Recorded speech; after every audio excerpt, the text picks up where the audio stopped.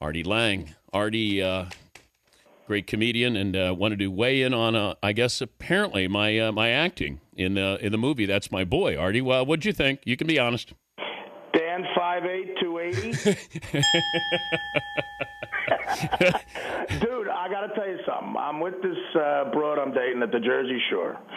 And we're like, let's go see a movie. So, she's like a little younger and she wants to go see Vampire Hunter. Abraham Lincoln's a vampire hunter now. I don't know what the hell's going on with life. But and I'm like, no, let's go see Sandler. I said, my friend Dan Patrick's in it. And she's like, I love Adam Sandler. And I'm a big fan of Adam's albums because they're rated R, Yeah. And I said, this is a rated R movie. And I told you, I called you after I saw it, Just Go With It. And you were like doing crowd work up there, doing stand-up, handling hecklers. Very impressive. And so I go, and I'm real psyched because it's a rated R Adam Sandler movie. And first of all, the movie is hilarious. The jokes are great. James Caan as an Irish priest. I mean, come on, I'm there. But dude, the wig, first of all, is hilarious. Thank you. Second of all, the scene where you're asking him about the makeup to be touched up more, when you're yelling at the Danettes at the end, when you're happy that Sandberg is like having a seizure. Yeah. I'm telling you, as a guy who's attempted comedic acting, very impressive. I mean, I laughed like crazy, and so did my girl. Wow. So good stuff, man. Did I help you score? Well, this is a chick I've been dating for a couple of years. If I need help by now.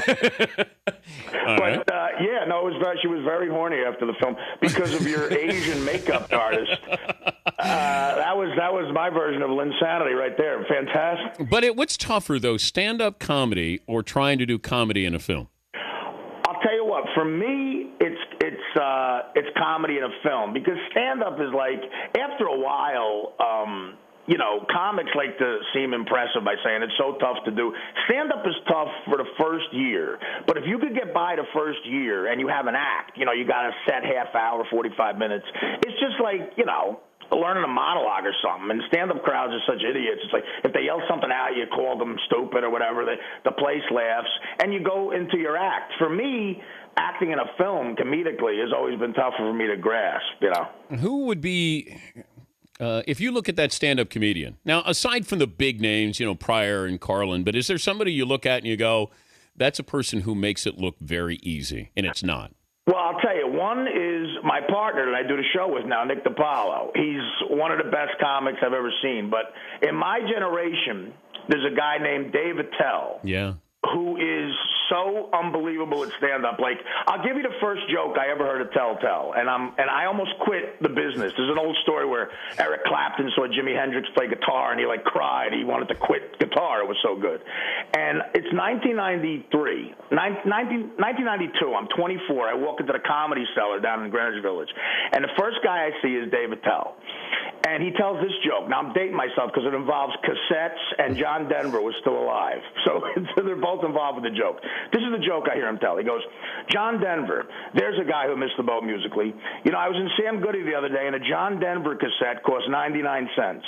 A blank cassette cost $2.50. John Denver could triple his money if he'd shut the F up. I walked out onto McDougal Street. I was laughing. I said, I can't write a joke that good. And Attell consistently comes up. Another one of my favorite Attell jokes is he goes, you know how when you're a kid you think your father's Superman, and when you get older you realize he's just a drunk who likes to wear a cape? Stuff like that. So I tell Louie C.K. is amazing. He is really funny. Now, he's widely considered the funniest guy on TV.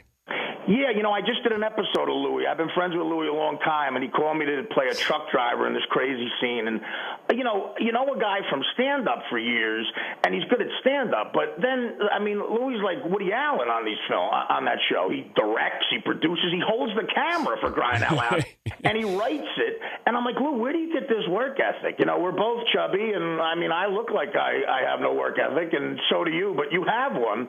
And he's just a brilliant guy. He knows people. Like, that's the key to being funny, I think, is knowing how people act in life, and that's what Louie has, NickandArtie.com, great show at night with Nick DiPaolo and Artie Lange joining us to the Dan Patrick Show. Did you hear the latest John Sterling home run call from last night? Yeah, dude, I'm such a Sterling fan. Here's my John Sterling story. Okay. And by the way, I was watching the going the different route with the Dwowning. Yeah. Fantastic. Okay, wait a minute. I'll play the cut here. Here's John Sterling with the call with Dwayne Wise, and we'll get Artie's reaction to this. And he drills one to deep right. It is high. It is far. It is gone. Dwayne Wise getting a rare start. Hits one over the auxiliary scoreboard in right center. Oh, that's a very wise man. A 2-run home run. And the Yankees take a 4-0 lead.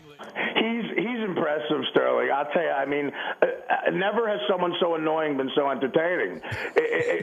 Here's my John Sterling story. Right. When I got on Stern, a lot of people made me offers to do different things, and the Best Damn Sports Show said, look, it's opening day 2002.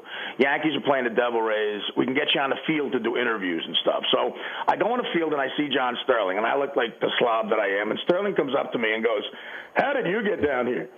And I said, just joking around, I said, "I won a Susan Wallman lookalike contest."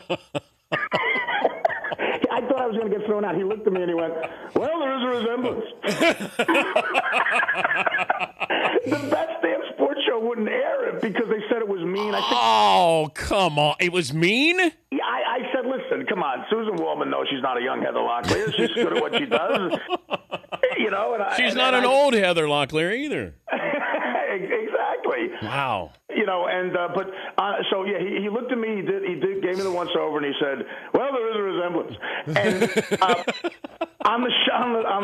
on our show lately, we've been trying to come up with new things like for Curtis Granderson, and I came up with a couple of Granderson homers. How about this? You can't grandle the truth. You've got to grand it to him. Part of you wants to drive to the station and strangle him, and the other part laughing like crazy. And when Tomey hit the homer the other night, we were trying to think of what he would say for Jim Tomey, and it was, "Tomey, don't play that." He's a blast, man. He's a blast. Yeah. And look, I'm a big fan of the show, Dan. You're kicking ass. And I'll tell you, well, I want to ask this. I saw the Danettes in the film. Yeah. Did you guys get to meet Susan Sarandon? Yes. Yeah. She did not talk to them, though. Oh, really? Good for her. I think she was forewarned. She kept looking at them, and Fritzy gets creepy, and he's just staring at Susan Sarandon, and not her face either. Yeah, exactly. Well, when you look at Susan Sarandon, I mean, Dan, you and I are older than the Danettes. We remember her in the movie Atlantic City. Oh, yeah. I think it was Lemons there, wasn't it? Lemons is the key. Yeah. Lemons is the key. And she was, and the chick who plays Sandler's, the teacher that Sandler sleeps with. Oh my God. That's Sarandon's daughter. You're kidding me. No, I didn't know that. Yes, that's Susan Sarandon's daughter in real life. Wow. One time I was on a Jimmy Fallon show, and he had this chick on, Olivia Munn, who's a Maxim all the time, and I stayed on the couch and waited for her to talk, and I was busting her chops. And Jimmy says, "Oh, we got a surprise, Artie. Me and you were going to play Olivia and Susan Sarandon in ping pong." So Susan Sarandon's like a big ping pong advocate. I don't know. Yes. And so I played doubles, and Olivia Munn and Sarandon beats me and Fallon on television in ping pong.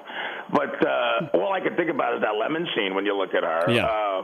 But all that was funny, Dan. Good job. I mean, I'm telling you, that's my boy. Really. I mean, I laughed hard, you know. It was great. Well, thank you. Say hello to Nick. We appreciate it. We'll catch up soon there in your studio in New York. Yeah, but we got a new man cave. DirecTV's treating us well. You going to be at the Damages thing this week? Or? Yeah, I'll see you Thursday in the city. Yeah, we'll hang. All right. Thank you, buddy. Thanks for the phone call. Dan, great job. Danettes, love the show. I'll talk to you soon, brother. All right. That's Artie Lange, nickandartie.com. They occasionally talk about sports on their show. You can't grandle the truth. Tomey, don't play that. Oh.